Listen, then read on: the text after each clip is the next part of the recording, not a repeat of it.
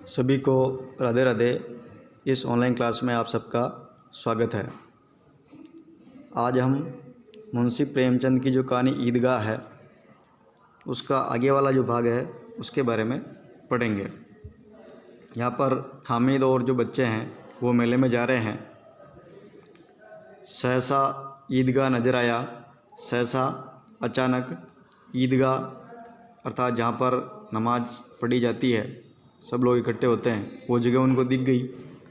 अब जो ईदगाह है उसके आसपास क्या है, ऊपर इमली के घने वृक्षों की छाया है, अर्थात इमली के पेड़ हैं और उनकी अच्छी छाया है।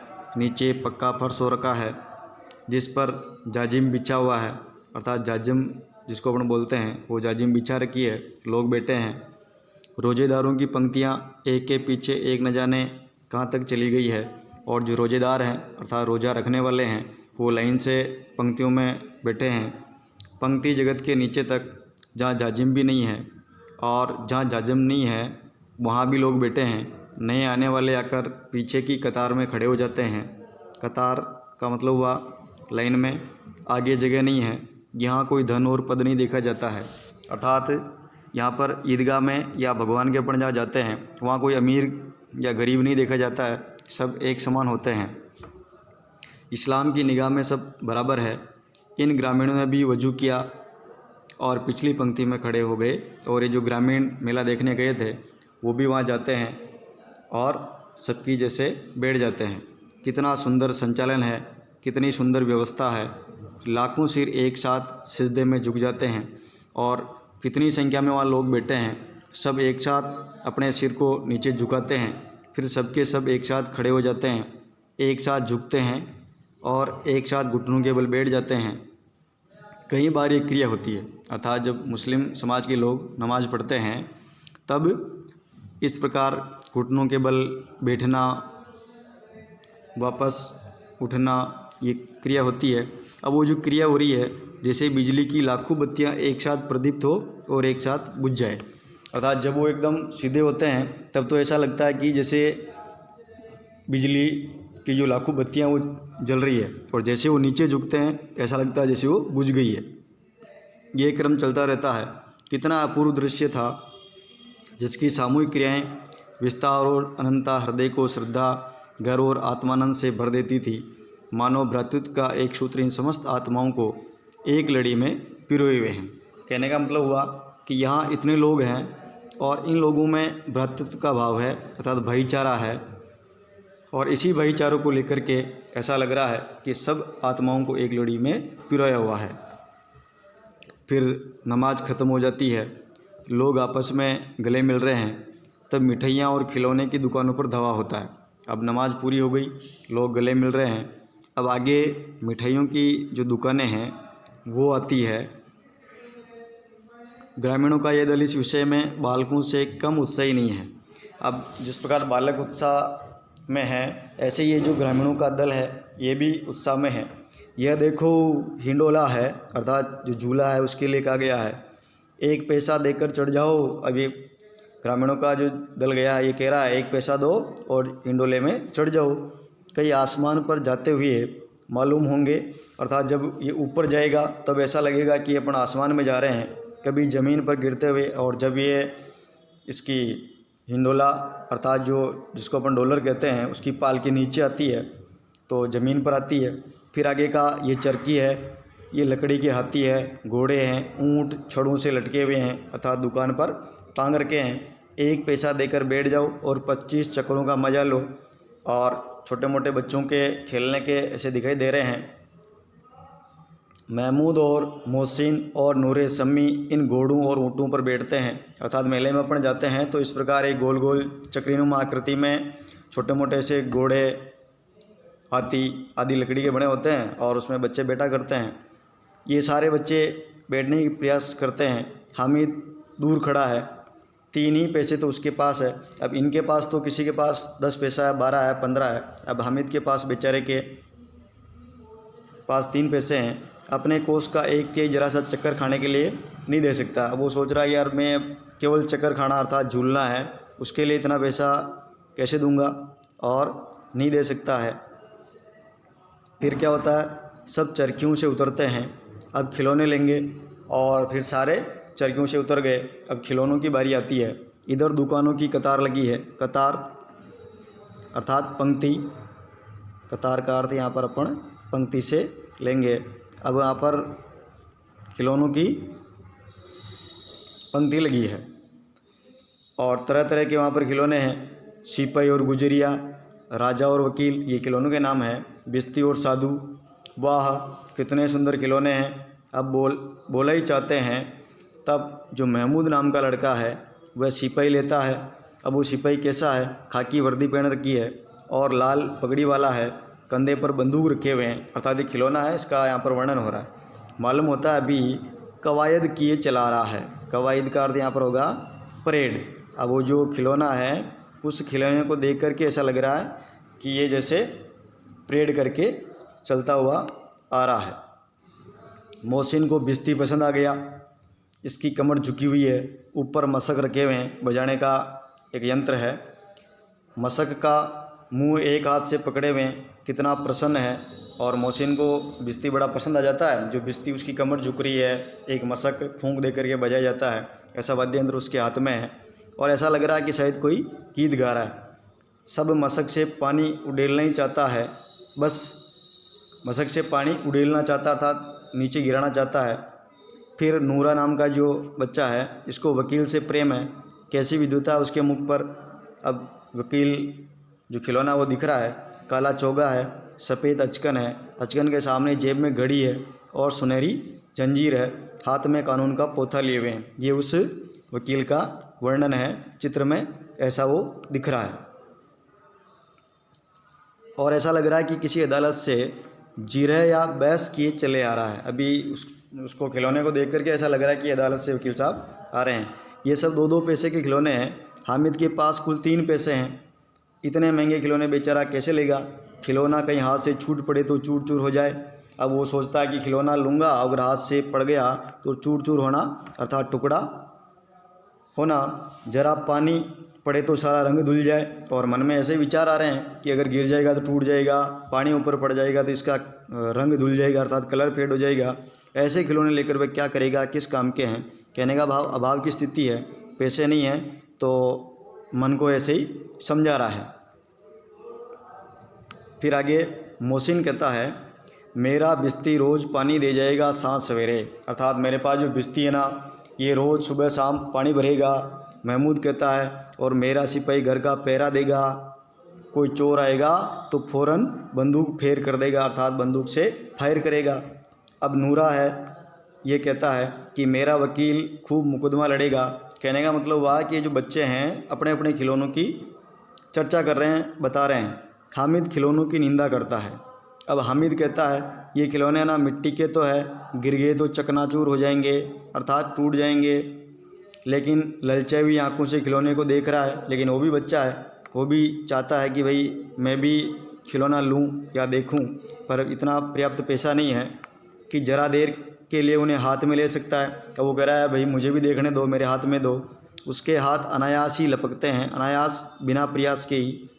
लेकिन लड़के इतने त्यागी नहीं होते हैं, विशेषकर जब अभी नया शौक़ है। हामिद ललचाता रह जाता है।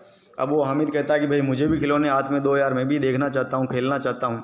लेकिन बच्चे देते नहीं हैं और हामिद बेचारा ललचा रहा है। अब आगे चलते हैं मेले में, तो खिलौनों के बाद में मिठाइयाँ आती है। किसी ने रेवड़ियाँ ली, किसी ने गुलाब जामुन लिए, किसी ने सोन हलवा लिया और बड़े मज़े से खा रहे हैं। हामिद उनकी बिरादरी से पृथक है अर्थात उनकी जाति से अलग है। कहने का मतलब उसके पास खाने के लिए पैसे कम है, वो खाना तो चाहता है पर पैसों का अभाव है। अब आगे के पास 3 पैसे हैं, क्यों नहीं कुछ लेकर खाता? ललचाई आंखों से सबकी ओर देखता है अर्थात वो सबकी ओर देख रहा है कि भाई ये जो मेरे दोस्त हैं, हो सकता है ये मुझे दे देंगे। मोहसिन कह रहा है, हामिद रेवड़ी ले जा, कितनी खुशबूदार है। और मोहसिन कह रहा है कि भाई हामिद ये ले रेवड़ी ले ले, बड़ी अच्छी है, खुशबूदार है। हामिद को संदेह हुआ। अब हामिद सोचता है, अरे मज़ा कर रहा है, ये केवल क्रूर विनोद है अर्थात ये मुझे चिढ़ा रहा, देगा नहीं। मोहसिन इतना उदार नहीं है अर्थात इतना दयालु नहीं है कि मुझे रेवड़ियाँ दे देगा। लेकिन ये जानकर भी वह उसके पास जाता है और हामिद बेचारा उसके पास गया। मोहसिन दोनों से मोहसिन दोने से एक रेवड़ी निकालकर हामिद की ओर बढ़ाता है। अब दोना था, उसमें रेवड़ियाँ पड़ी थी, खा रहा था, और उसमें से रेवड़ी को निकालता है, आगे हाथ बढ़ाता है, और हामिद बेचारा जैसे ही हाथ फैलाता है, मोहसिन रेवड़ी अपने मुंह में रख लेता है। देखो कितना जोरदार दृश्य बना है। महमूद, नूरे और शम्मी जो उसके मोहसिन के दोस्त हैं, ये तालियां बजा बजा कर हंसते हैं, और बेचारा जो हामिद है वो दुखी हो जाता है कि आज मेरे पास पैसों का अभाव है, इसलिए ये लोग मेरी मजाक उड़ा रहे हैं। मोहसिन कहता है अच्छा अब की ज़रूर देंगे हामिद, अल्लाह कसम ले जा। मोहसिन कह रहा नहीं यार, उस समय तो मज़ा करी थी, अल्लाह कसम अब की बार तेरे को देंगे, ला हमारे पास ये ले ले। हामिद कहता रखे रखो। क्या मेरे पास पैसे नहीं है? रखे रखो। अच्छा तुम्हारे पास रखो। सम्मी कहता 3 ही पैसे तो है, 3 पैसे में क्या क्या लोगे? अरे भाई तुम्हारे पास तो 3 पैसे हैं, 3 पैसे में क्या क्या आएगा? महमूद कहता है हमसे गुलाब जामुन ले जा हामिद। मोहसिन बदमाश है। महमूद कह रहा है कि भाई मेरे से गुलाब जामुन ले ले तू, ये जो मोहसिन है तो बदमाश है, तेरे को नहीं देगा, मैं तो दे रहा हूँ ना। हामिद कहता है मिठाई कौन बड़ी नेमत है, किताब में इसकी कितनी बुराइयाँ लिखी है। अरे भाई ये जो मिठाई है कौन सी बड़ी चीज़ है, पुस्तक में किताबों में मिठाइयों की बुराइयाँ लिखी होती है। मोहसिन कहता है लेकिन दिल में कह रहे होंगे कि मिले तो खा ले, पर पैसे क्यों नहीं निकालते। अब वो हामिद तो कहता है कि इसमें मिठाइयों को खाने से ये बीमारियाँ होती है, लेकिन मोहसिन कह रहा है कि तेरे पास पैसे नहीं है ना, इसलिए तू ऐसा सोच रहा है, और अगर हम दे देंगे तो तू खा लेगा। महमूद कहता है हम समझते हैं इसकी चालाकी, जब हमारे सारे पैसे खर्च हो जाएंगे तो हमें ललचा ललचा कर खाएगा। अच्छा ये चालाक है, पहले हम पैसे खर्च कर रहे हैं और बाद में फिर ये पैसे से कुछ लेगा और हमें ललचाएगा। इस प्रकार बच्चे बातें कर रहे हैं, और मिठाइयों के बाद कुछ दुकानें फिर लोहे की चीज़ों की आती है, कुछ वहाँ पर गिलट है, कुछ नकली गहने भी पड़े हैं। लड़कों के लिए कोई आकर्षण नहीं है, अर्थात जो लोहे के सामान हैं वहाँ पर महिलाएं हैं या बड़े व्यक्ति जो कोई है वो जाते हैं वो लेते हैं। बच्चों का आकर्षण का वहाँ कोई सामान नहीं पड़ा है, तो वो इनको देख करके आगे बढ़ जाते हैं। हामिद लोहे की दुकान पर रुक जाता है, कहीं चिमटे रखे हुए थे। उसे ख्याल आया दादी के पास चिमटा नहीं है, तवे से रोटियां उतारती है तो हाथ जल जाता है। अगर वह चिमटा ले ले तो जाकर दादी को दे देगा तो वह कितनी प्रसन्न होगी। फिर उनकी जो अंगुलियां हैं वो कभी नहीं जलेगी, अर्थात घर में चिमटा नहीं है, करीब स्थिति है, दादी रोटियां सेकती है, अंगुलियां उसकी जलती है, तो हामिद के मन में आता है कि मैं दादी के लिए चिमटा ले जाऊंगा, घर में एक काम की चीज़ हो जाएगी, खिलौनों से क्या फ़ायदा, व्यर्थ में पैसे खराब होंगे। अर्थात ये जो हामिद नाम का लड़का है छोटा पर कितना समझदार है। ज़रा देर तो खुशी होती है, अर्थात खिलौने लेते हैं, थोड़ा समय तो खुशी रहती है, फिर तो खिलौनों को कोई आंख उठाकर नहीं देखता, अर्थात खिलौनों की तरफ अपन देखते भी नहीं हैं, खेल खुला करके उनको पटक देते हैं। घर पहुँचते पहुँचते टूट फूट कर बराबर हो जाएंगे। क्या छोटे बच्चे जो मेले में नहीं आए हैं जिद करके ले लेंगे, तोड़ डालेंगे। अब वो कह रहा है कि भाई जैसे ही या तो अपन रास्ते में जाएंगे तो टूट जाएंगे, या छोटे बच्चे घर से भाग करके आएंगे और कहेंगे मेले से क्या लाए हो, और वो उसको पकड़ेंगे या तोड़ डालेंगे। चिमटा कितने काम की चीज़ है, रोटियां तवे से उतार लो, चूल्हे में सेक लो, कोई आग मांगने आए तो चटपट चूल्हे से निकाल कर उसे दे दो, क्योंकि प्राचीन काल में जो दिया सलाई जो माचिस जिसको कहते हैं ये लोग कम जलाया करते थे, आग से ही काम चलाते थे, तो अगर आग निकालना चूल्हे में से तो चिमटा काम आता है। अम्मा बेचारी को कहाँ फुर्सत है कि बाज़ार आए और इतने पैसे ही कहाँ मिलते हैं, रोज़ हाथ जला लेती है। हामिद के साथी आगे बढ़ गए, सबील पर सबके सब शरबत पी रहे हैं, कोई एक दुकान है वहाँ पर शरबत पी रहे हैं। देखो सब कितने लालची है, इतनी मिठाइयाँ ली, मुझे किसी ने एक भी न दी। अब हामिद कह रहा है कि सब लालची दोस्त हैं, मिठाइयाँ ली खा रहे हैं पर मुझे नहीं दे रहे हैं। उस पर कहते हैं मेरे साथ खेलो, और फिर मुझे कहते हैं कि मेरे साथ खेलो, मेरा यह काम करो। अब अगर किसी ने कोई काम करने को कहा तो पूछूंगा खाए मिठाइयाँ, आप मुंह सड़ेगा, फोड़े पुंछियाँ निकलेंगे। अब वो अपने आप को ही समझा रहा है कि आप मिठाइयाँ आप ही खाओ, मिठाइयाँ खाने से मुंह सड़ेगा, फोड़े पुंछियाँ होंगे, आपकी ज़बान चटोरी हो जाएगी, तब घर से पैसे चुराएंगे और मार खाएंगे। किताब में झूठी बातें थोड़ी लिखी है, मेरी ज़बान क्यों ख़राब होगी, अर्थात मैं मिठाई नहीं खाऊंगा। अम्मा चिमटा देखते ही दौड़कर मेरे हाथ से ले लेगी और कहेगी मेरा बच्चा अम्मा के लिए चिमटा लाया है, हज़ारों दुआएं देगी और हज़ारों आशीर्वाद देगी, अच्छी बात बोलेगी।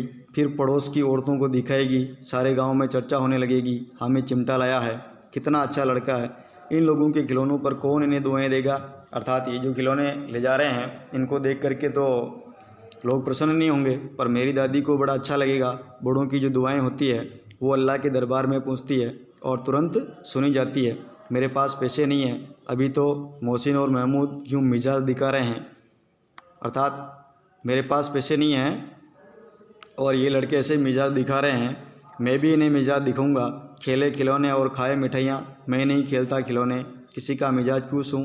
अर्थात मुझे खिलौनों से नहीं खेलना है, मैं गरीब ही सही, किसी से कुछ मांगने तो नहीं जाता। आखिर अब्बा जान कभी न कभी आएंगे, अर्थात वो अपने पिताजी के लिए बोल रहा है कि कभी न कभी तो मेरे पिताजी आएंगे और मेरी माँ भी आएगी जो पैसे लाएगी। फिर इन लोगों से पूछूंगा कितने खिलौने लोगे, अर्थात इन दोनों से, मम्मी और पापा से जो पैसे मिलेंगे उसे बहुत सारे खिलौने लूँगा। फिर इनको कहूँगा कि लो कितने खिलौने लोगे, एक एक को टोकरियों खिलौने दूं और दिखा दूं कि दोस्तों के साथ इस तरह सलूक किया जाता है, व्यवहार किया जाता है। क्योंकि रेवड़ियाँ खा रहे हैं, मिठाइयाँ खा रहे हैं, मुझे नहीं दे रहे हैं, ऐसे दोस्त नहीं होने चाहिए। ये नहीं कि एक पैसे की रेवड़ियाँ ली तो चिढ़ा चिढ़ा कर खाने लगे, सबके सब खूब हंसेंगे कि हामिद ने चिमटा लिया है। और फिर वो सोच रहा है कि ये बच्चे मुझे और हंसेंगे कि हामिद ने चिमटा लिया, कोई बात नहीं, हंसे मेरी बला से। उसने दुकानदार से पूछा ये चिमटा कितने का है। इस प्रकार वह चिमटे का मोल भाव करता है। आगे वाला जो भाग है वो बाद में पढ़ेंगे। सभी को